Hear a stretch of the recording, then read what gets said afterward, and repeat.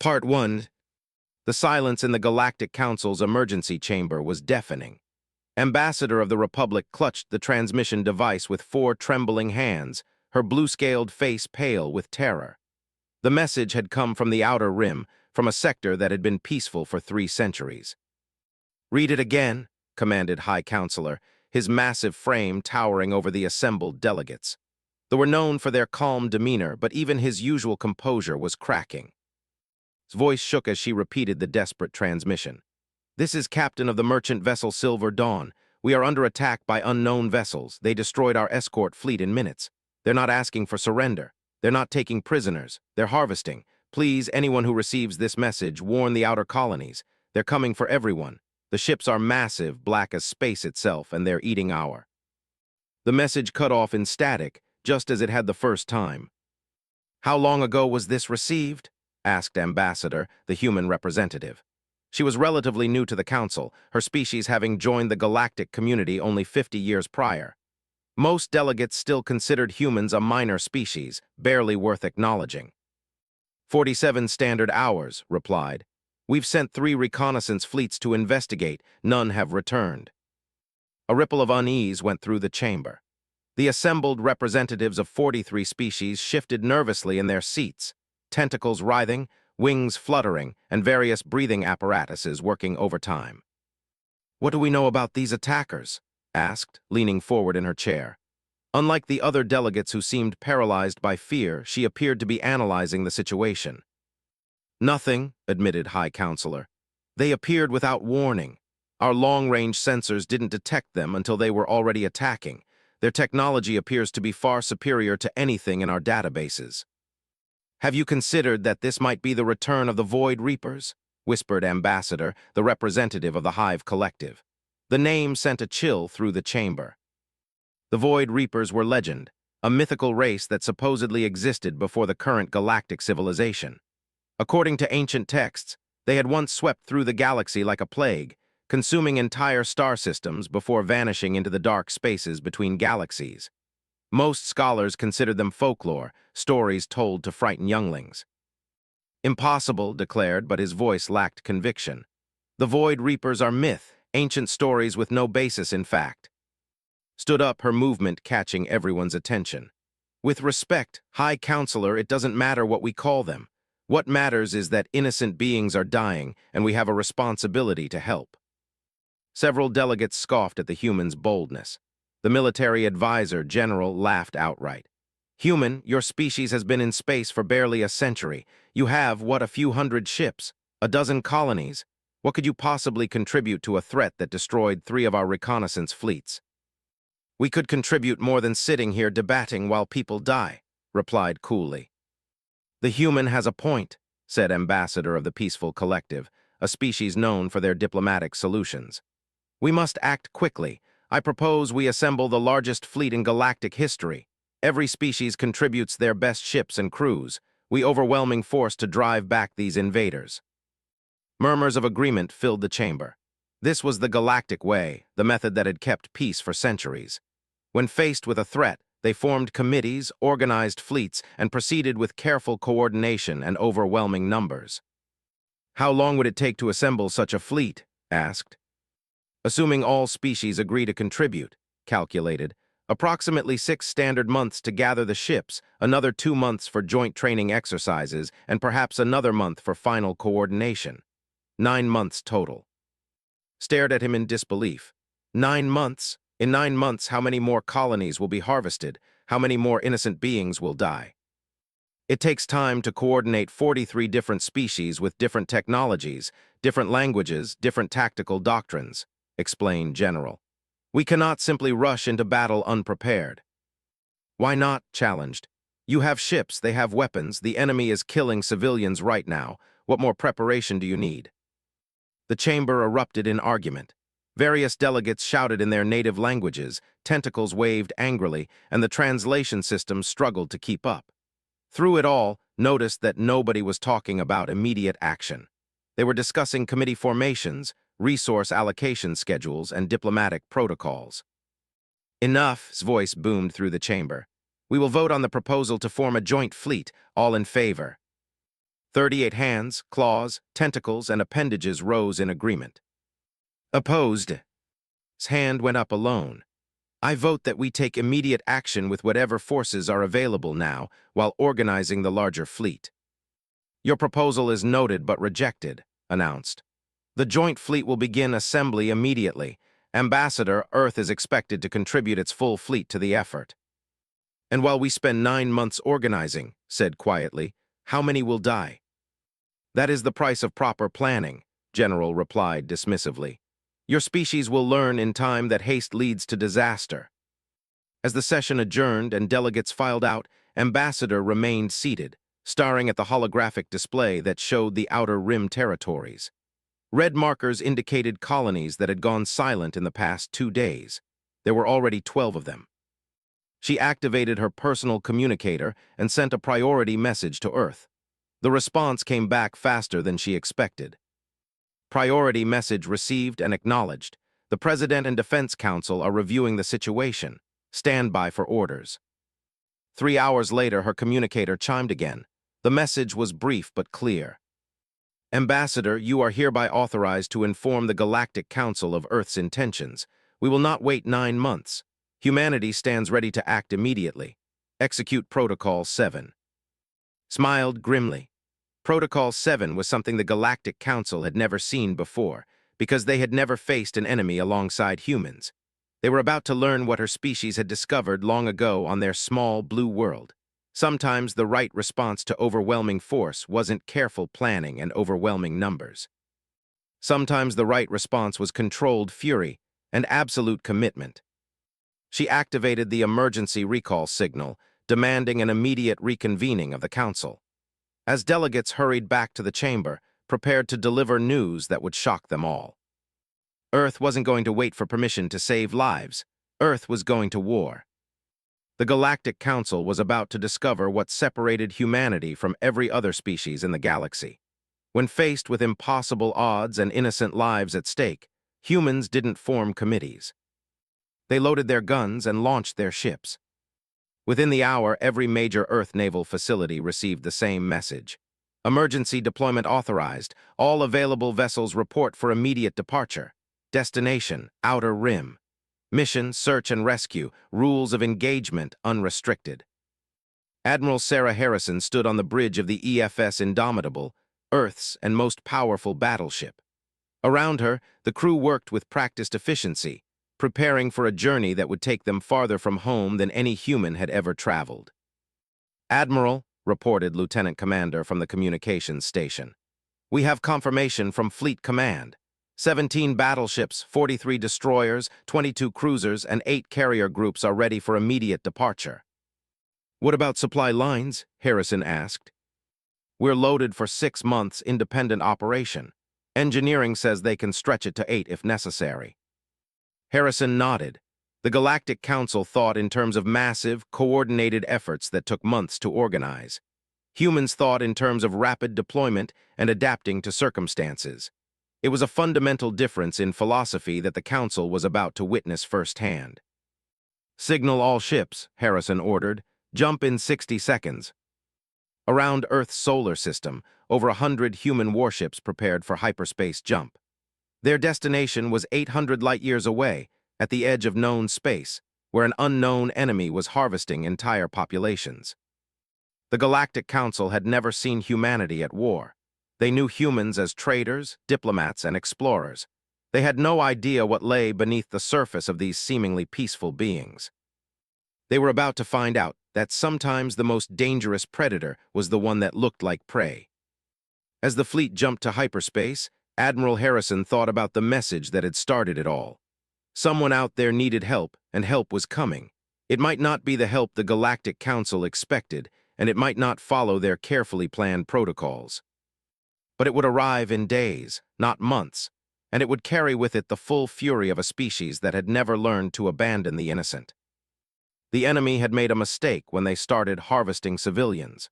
They had attracted the attention of the one species in the galaxy that considered the protection of innocents worth dying for. Earth had received the SOS, and Earth was responding the only way it knew how.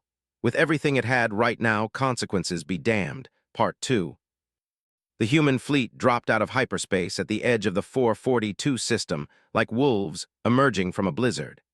Admiral Harrison studied the tactical display with cold calculation while her officers reported their findings. "Sensor sweep complete," announced Commander Park from the science station. "We're detecting debris fields consistent with destroyed vessels. Composition matches hull materials. No life signs in the immediate area." "Long-range sensors are picking up something else," added Lieutenant from Tactical. "Large masses moving through the asteroid belt. Configuration unknown, but they're massive. Each one is roughly the size of a small moon."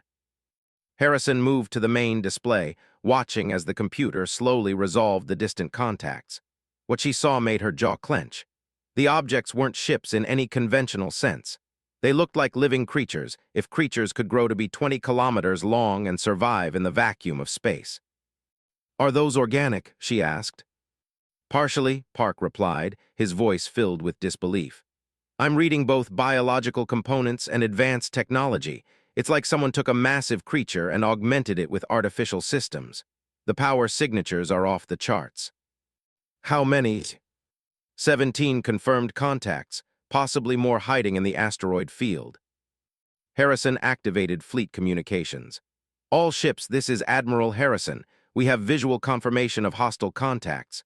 Size and capabilities unknown, but assume they are responsible for the destroyed vessels.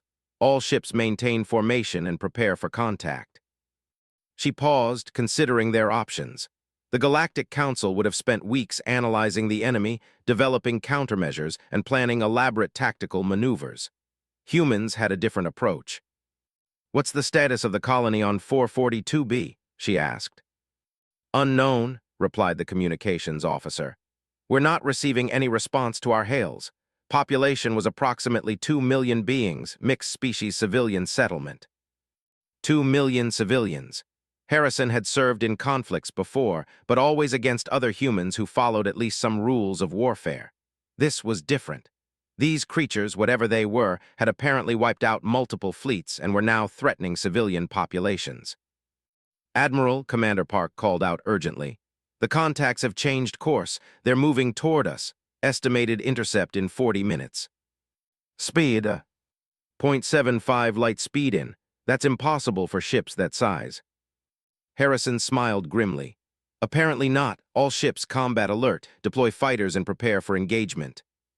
Around the fleet, launch bays opened, and squadrons of human fighters poured into space like angry hornets. Each carrier group launched 50 fighters, giving them nearly 400 small, fast attack craft to supplement their capital ships. "Admiral," the communications officer said hesitantly, "I'm receiving a message from the Galactic Council. Ambassador is demanding to know our intentions." "Tell her we intend to find out what happened to the civilians on that planet," Harrison replied. "And if necessary, we intend to kill every hostile contact between us and them." The response came back quickly. "Ambassador says the Council specifically forbade immediate military action. She's ordering us to withdraw and wait for the joint fleet." Harrison considered this for approximately 3 seconds. "Tell Ambassador that Earth recognizes the authority of the Galactic Council in matters of diplomacy. This is not a diplomatic matter. This is a rescue operation." "What if they file formal protests?" "Then they can file them with whatever's left of us after we complete our mission," Harrison said coldly. "Commander Park, what's your assessment of the incoming contacts?" "Based on their current acceleration and energy signatures, they're definitely warships of some kind. The biomechanical nature suggests they might be partially alive. I'm detecting what could be sensory organs along their hulls." "Weapons?" "Unknown, but given what they did to the fleets, assume they're heavily armed." The next 30 minutes passed in tense preparation. Human crews worked with efficiency born from centuries of conflict on there. Unlike the other species in the galaxy, humans had never experienced a truly peaceful period in their history. Every human naval officer had studied battles that stretched back thousands of years, learning from conflicts that ranged from ancient sea warfare to modern space combat. This experience showed in how quickly they adapted to the unusual situation. "Contact in 5 minutes, announced Tactical. "The aliens are arranging themselves in a formation that looks almost organic, like a hunting pack." "Pack hunters," Harrison mused. That tells us something about their psychology. They work together, probably communicate during combat, and they're used to dealing with prey that runs. Orders, Admiral. Harrison studied the tactical display one more time. 17 massive bioships against her fleet of over 100 vessels. The numbers favored humanity, but those alien ships had destroyed multiple fleets already. All ships engage at maximum range. I want to test their capabilities before committing to close combat. Fighters will conduct hit-and-run attacks to probe their defenses. Do not close within 10,000 kilometers until we understand what we're dealing with. The first salvo came from the EFS Indomitable's main guns. Particle beams lanced across space at near light speed, striking the lead alien vessel. The beams hit some kind of energy barrier and scattered harmlessly. Shields confirmed, Tactical reported. But they're not like anything in our databases. The energy pattern suggests they might be biological in nature. The alien response was immediate and terrifying. The 17 creatures opened what could only be described as mouths, revealing rows of metallic teeth that glowed with internal energy. Beams of coherent plasma erupted from these organic weapons, targeting the human fleet with devastating accuracy. The EFS Yorktown, a destroyer on the fleet's left flank, took a direct hit. The plasma beam punched through her shields and hull armor like they were tissue paper, vaporizing half the ship instantly. "Yorktown is gone," reported Tactical, his voice shocked. "Complete destruction, no survivors." Harrison felt the familiar cold anger that had carried her through a dozen battles. These creatures had just killed 200 of her people. They were about to discover that humans took such things personally. All ships evasive maneuvers. Fighters begin your attack runs. Target what look like sensory organs. I want them blind. The human fighters dove toward the alien bioships like meteors, their smaller size making them difficult targets for the massive plasma weapons. They launched missiles and fired energy weapons at the strange protrusions that lined the creatures' hulls. Several of the aliens writhed in what appeared to be pain as fighter attacks struck home. Glowing fluid began leaking from their wounds, and their movements became less coordinated. "They can be hurt," Harrison observed, "and they feel pain. That's useful information." One of the bioships suddenly accelerated directly toward the human formation, moving far faster than anything its size should be able to manage. It opened its mouth impossibly wide, revealing an interior that glowed with the same energy as their plasma weapons. "It's trying to ram us," Commander Park warned. "Or worse, it looks like it's trying to swallow the entire cruiser formation." "All cruisers emergency scatter," Harrison ordered. "Battleships target that thing with everything we have." The combined firepower of 6 battleships struck the charging bioship simultaneously. Particle beams, plasma cannons, and kinetic projectiles hammered the creature's shields until they finally collapsed. The weapons tore into its organic hull, ripping massive wounds in its sides. But it kept coming. "It's still accelerating," Tactical reported with disbelief. "Even with those wounds, it's not slowing down." The bioship slammed into the human formation, its massive bulk crushing 2 destroyers and severely damaging a cruiser. As it passed through, it extended tentacle-like appendages that grabbed onto human ships, pulling them toward its glowing interior. "The Henderson is caught," reported communications. "They're being pulled into that thing." Harrison watched in horror as the destroyer EFS Henderson disappeared into the creature's maw. For a moment, she could see the ship's lights through the bioship's translucent hide, and then they went dark. "It's eating our ships," Commander Park said quietly. The reality of what they were facing hit the human fleet like a physical blow. These weren't just weapons or ships. They were predators that literally consumed their prey. The harvesting mentioned in the original distress call wasn't just resource gathering. It was feeding. "New contacts," Tactical suddenly announced. 6 more bioships dropping out of hyperspace. They're surrounding us." Harrison looked at the tactical display and saw the trap closing. 23 massive creatures against her remaining fleet. She had lost 4 ships already, and the aliens showed no signs of slowing down. But as she watched her officers work calmly at their stations, preparing for what might be their final battle, Admiral Harrison remembered something important about her species. Humans had never been the strongest, fastest, or predators on there. They had become the dominant species because they never gave up. never stopped fighting, and never abandoned their packmates. "All ships," she announced over fleet communications, her voice carrying to every human in the battle. "We came here to save civilians who called for help. That mission hasn't changed. These things want to feed on us. Let's show them what happens when you try to eat something that bites back." She turned to tactical. "Launch all nuclear warheads, target their mouths when they open to feed, and signal Earth. Tell them we've found the enemy and we're going to need everything they can send." The human fleet reformed into a tight defensive formation, every ship angled to provide mutual support.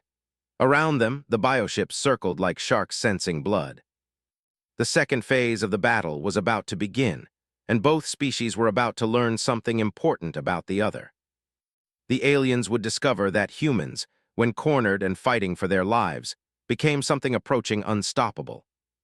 And humanity would learn that sometimes the monsters from ancient nightmares were real, hungry, and looking for their next meal. Part 3. The nuclear warheads detonated inside 3 of the bioships simultaneously, turning their internal cavities into miniature suns. The creatures convulsed in apparent agony, their bioluminescent patterns flickering erratically as massive internal damage disrupted their systems. "Direct hits confirmed," reported Tactical with grim satisfaction. 3 targets showing severe damage, but they're still mobile. Admiral Harrison watched as the wounded bioships retreated toward the asteroid field, leaking glowing fluids and moving with obvious pain. The remaining creatures had stopped their circling pattern and were now hanging back, apparently reassessing their prey. "They're learning," she observed. "They didn't expect us to hurt them that badly." Commander Park studied his sensor readings intently. "Admiral, I'm detecting unusual energy patterns from the damaged ones. It looks like they're trying to heal themselves. The biological components are actually regenerating." "How long until they're combat effective again?" "At the current rate, perhaps 6 hours, but there's something else. The healthy ones are moving toward their wounded companions. I think they might be sharing resources somehow." Harrison activated fleet communications. "All ships, maintain formation but prepare for immediate departure. We're going to the colony planet."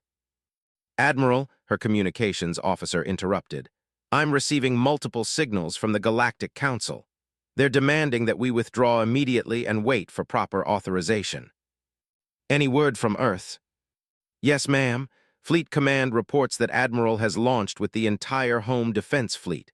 Estimated arrival in 18 hours. They're also dispatching the 1st and 3rd battle groups from the outer colonies." Harrison nodded. Help was coming, but 18 hours was a lifetime in combat, and they still had a primary mission. "Plot a course for 442B, best speed." The human fleet accelerated toward the inner system, leaving the bioships behind. Several of the alien creatures attempted to pursue, but they were clearly reluctant to leave their wounded companions unprotected. As they approached the colony world, the scope of the disaster became apparent. The planet's orbital platforms were gone, reduced to debris fields that sparkled in the light of the local star. Several large structures on the surface showed signs of massive damage, with entire cities appearing to have been carved out of the landscape. "Life sign scans?" Harrison asked. "Scanning now," replied the science officer. "I'm detecting life signs, but they're scattered and weak.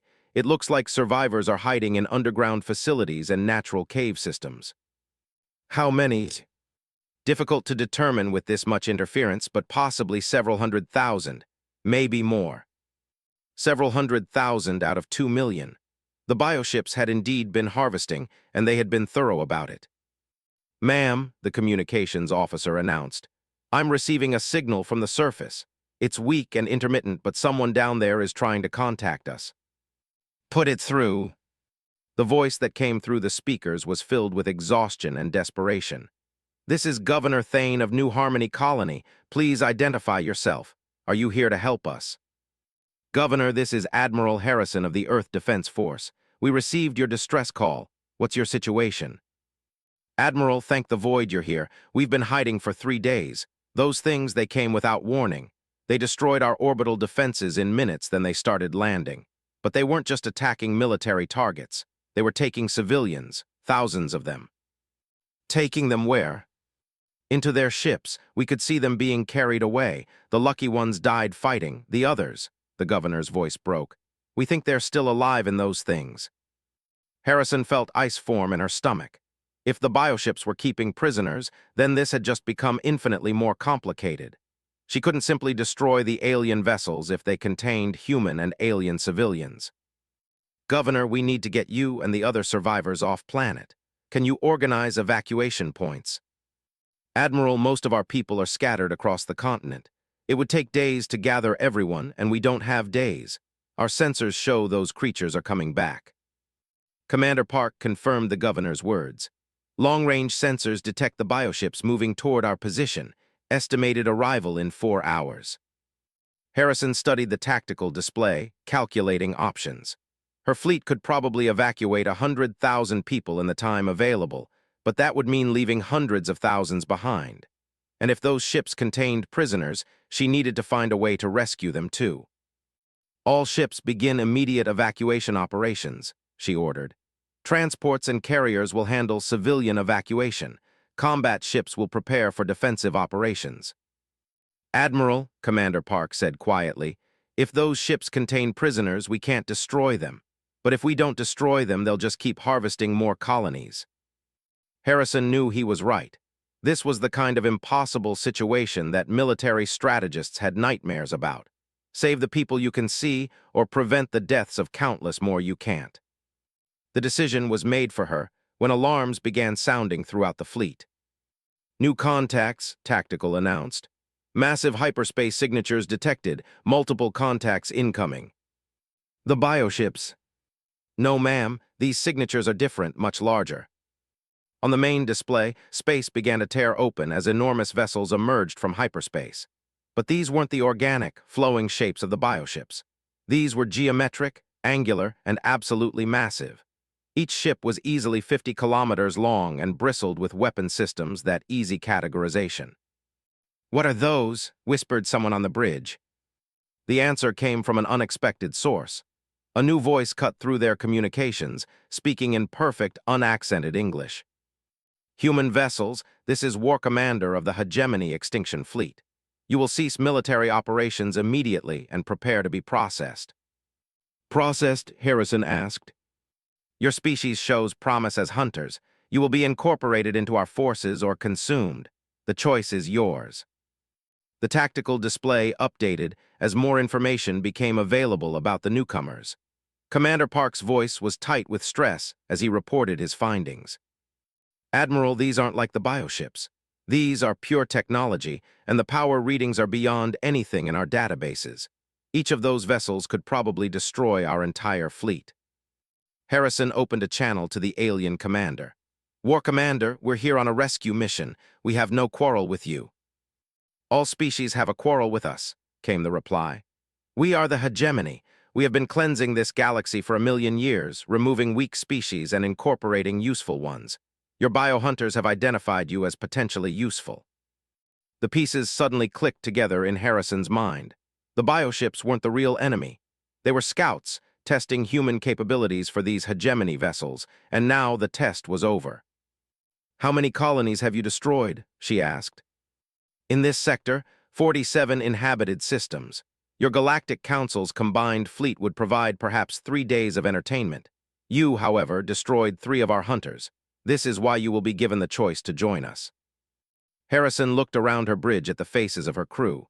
These were people who had volunteered to travel hundreds of light years from home to save strangers. They had watched their shipmates die and kept fighting. They had stared at impossible odds and never flinched. "War Commander," she said calmly, "I have a counter-proposal." "Speak." "Leave this system immediately, release any prisoners you're holding, and never return to this sector of the galaxy." The silence that followed lasted nearly a full minute. When the alien voice returned, there was something new in it, something that might have been amusement. "You command fewer than 100 vessels. We command thousands. You are proposing terms as if you were our equal." "I'm proposing terms as if I represented a species you don't want to fight," Harrison replied. "You've tested us with your hunters. You know we can kill them. You also know we came here despite impossible odds to save people we've never met. Think carefully about what that tells you about our psychology. It tells us you are foolish and sentimental."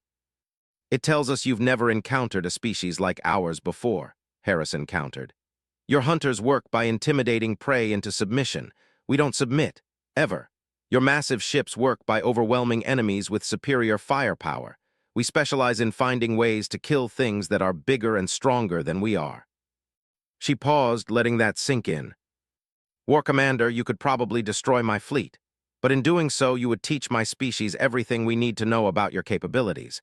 And there are billions of us, spread across hundreds of worlds, all building ships and weapons. If you kill us here, you'll face 10 fleets like this one within a year, 100 within 10 years. You think your primitive weapons could threaten us?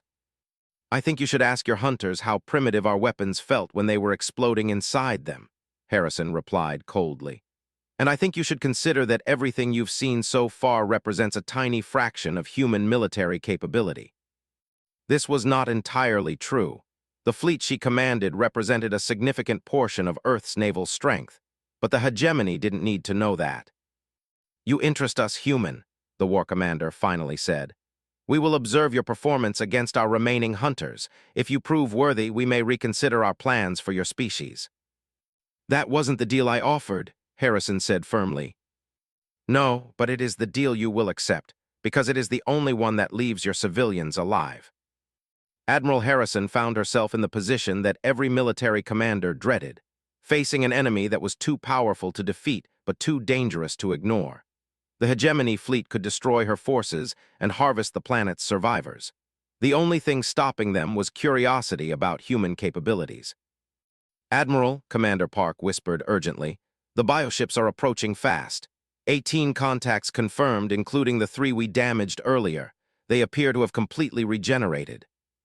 And Admiral, added the communications officer, I'm receiving a priority message from Earth Defense Command. They say it's urgent. Harrison accepted the message and felt her blood chill as she read it.